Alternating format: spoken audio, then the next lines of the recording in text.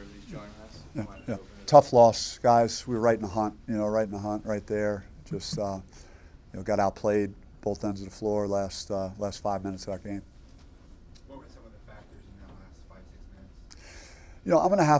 I'm gonna have to evaluate just minutes played, and these guys are giving me everything they have from a effort standpoint tonight, and flying around trying to get deflections, steals, making things difficult for Stanford through most of the game, and then I felt like we hit a wall, and we just we couldn't. They got a few offensive rebounds on misses, and then they really punished us in the lane late in the game. We just with Angel and Renard, and so I mean, credit to them. They closed the game out. Their defense bothered us, their zone with their size, and there weren't a lot of seams, and we did not move very well. We were pretty stagnant, and we didn't create any advantages against their defense late in the game, and so it was really both ends of the floor, and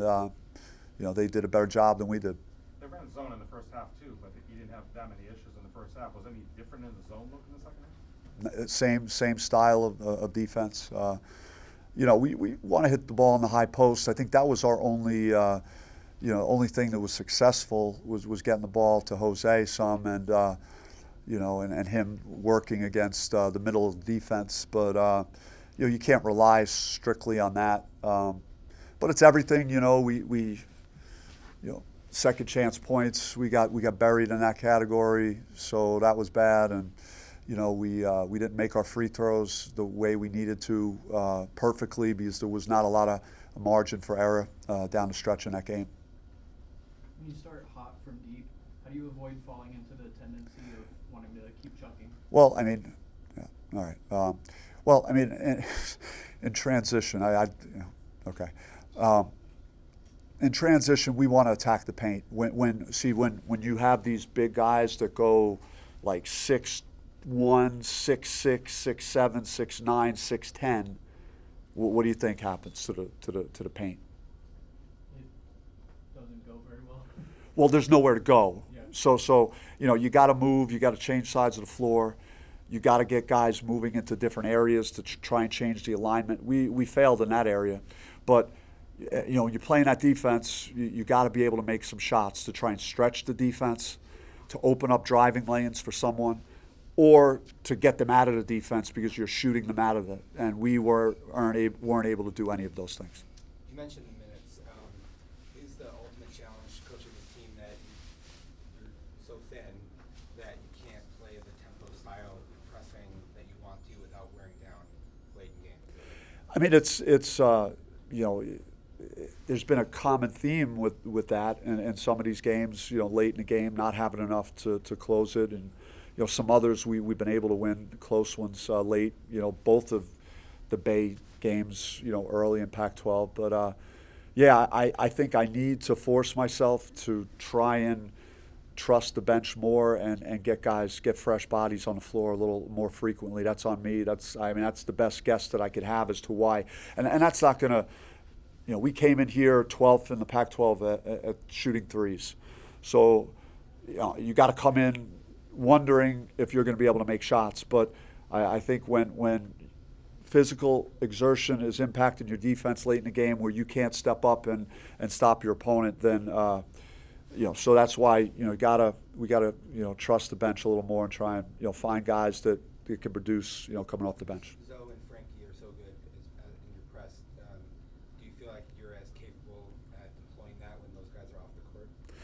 I think the one time that I like to do it when Sean Phillips is on the back of the line, because if there is a situation where the press gets broken, you have a guy that could go up and block shots. So even if Zoe and Frankie aren't in the game, I would still press if Sean is in the game. But that was really our the ace that we had in our hand was trying to press them and force turnovers. That was our only path tonight. What do you need to see from the bench in order that makes that trust for you and them easier? I mean, it's not only putting the ball in the basket. We got to play defense. You got to rebound. We got to we can't have a drop off in the quality of play. But Kamari hit a couple of shots, so I'm happy to see the ball go in for him. Maybe he gets more opportunity, and then just Sean had it going in that second half stretch until he got cut and had to go out. So weren't able to really get him back in the game late. Coach, you kind of touched right now on Sean kind of exiting the game where things kind of got a little out of hand after he left. Did Sean leaving the game kind of have more of an impact than kind of what you felt before that? We were able to get some high percentage shots with him getting touches, and we, he had a nice move in the post and scored, and then got a lob to him and he scored. So we were able to, get it to a guy that has the type of physical tools around the basket to score in the paint and not rely strictly on the on perimeter shots. With the high expectations you had for Kamari coming into the season, what do you feel like has sort of kept him from getting to that level where he can be a consistent contributor? Yeah, I mean it's a tough role for him. I mean he's probably started every game as a high school player, and then even at Louisville, started a lot there, and he's a different role coming up the bench. It's an adjustment. It's he's been doing it now for a while, but he hit a couple shots tonight and gave us a little boost. So hopefully he's starting to find something, and we could count on him more. Couple more. Adam Miller has been struggling. He hit a couple shots early. It looked like maybe he was breaking out of that early in the game, and then missed some late. What's your take on maybe how he came along tonight? Yeah, I mean he was fine. To win these games, though, we need the